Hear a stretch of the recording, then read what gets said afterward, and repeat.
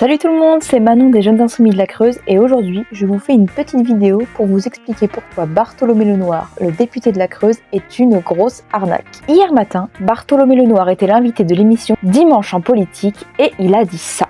Et je veux faire référence aux manifestations. Peut-être pas que l'extrême gauche qui a manifesté à Guéret. Je veux faire référence non mais on sait très bien ce qu'il y a eu à Guéret à la manifestation. Il y a eu des débordements et ça je dis, je ne fléchirai jamais face à ces débordements-là et je veux remercier d'ailleurs nos forces de l'ordre qui ont été remarquables. La manifestation dont il fait référence était celle du 5 octobre contre le projet Biocil. Je le rappelle, Biocil est un projet écocide qui va contribuer à une destruction massive de la forêt et de tout son écosystème. Les soi-disant débordements qu'il y aurait eu durant cette manifestation sont les suivants. On a jeté des pellets de bois dans la cour de la préfecture.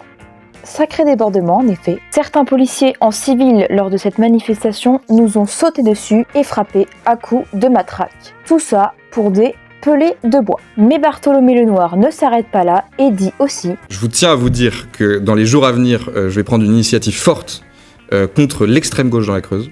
Alors qu'est-ce que l'extrême gauche pour Bartholomé Lenoir? C'est évidemment la France Insoumise, mais ça on a l'habitude, mais c'est surtout les associations qui s'engagent pour la citoyenneté, le vivre ensemble et les valeurs humanistes.